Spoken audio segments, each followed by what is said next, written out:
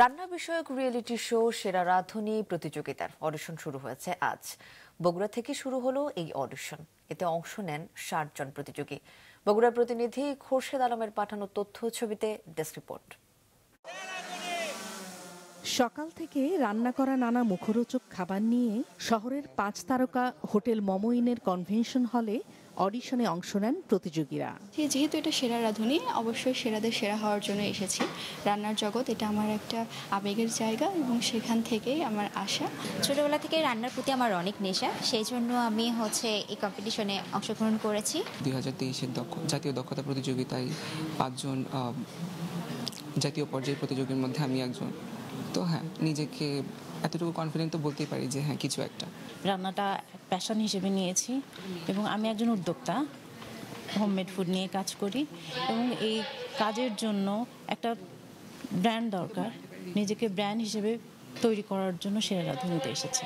এটা হচ্ছে সব থেকে বড় প্ল্যাটফর্ম সেরা রাঁধুনি। এখানে আসলে নিজেকে প্রমাণ করা যাবে যে হ্যাঁ, আমি পারি।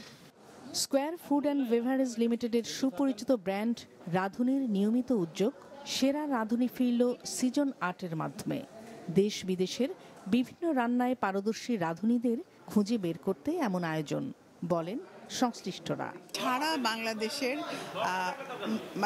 ট্রেডিশনাল ফুড এবং মডার্ন ফুড আমরা দুটোই চাই, এবং ফুড কালচার, আমাদের দেশীয় কালচার সম্পর্কে যদি আইডিয়া না থাকে তাহলে সে যতই রান্না করুক না কেন শেকড় থেকে দূরে তো থাকা যাবে না।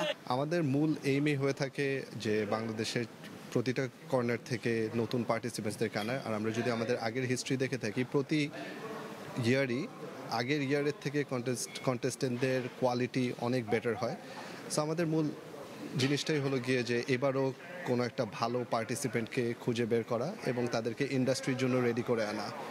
পুরস্কার হিসেবে সেরা প্রতিযোগী পাবেন ১৫ লাখ টাকা এবং প্রথম ও দ্বিতীয় রানার আপ পাবেন যথাক্রমে ১০ ও ৫ লাখ টাকা। দেশের সব বিভাগ মিলে মোট ১১টি অডিশন থেকে ৪৪ জন প্রতিযোগীকে নির্বাচন করা হবে। মাছরাঙা নিউজ ডেস্ক। চট্টগ্রাম বন্দরে নোঙ্গর করা পাকিস্তান থেকে আসা জাহাজ এমভি ইউয়ান জিয়ান ফাজং থেকে শুরু হয়েছে পণ্য খালাস। সকাল থেকে শুরু হয় পণ্য খালাস। এর আগে গতকাল বিকেলে বন্দরের নিউ মুরিং কন্টেইনার টার্মিনালের ২ নম্বর জেটিতে ভিড়ে এমভি ইউয়ান জিয়ান ফাজং। এবার জাহাজটিতে সংযুক্ত আরব আমিরাত ও পাকিস্তান থেকে ৮১১ কন্টেইনার পণ্য আনা হয়েছে, যার মধ্যে ৮৬% পণ্য পাকিস্তান এবং ১৪% পণ্য আরব আমিরাত থেকে এসেছে।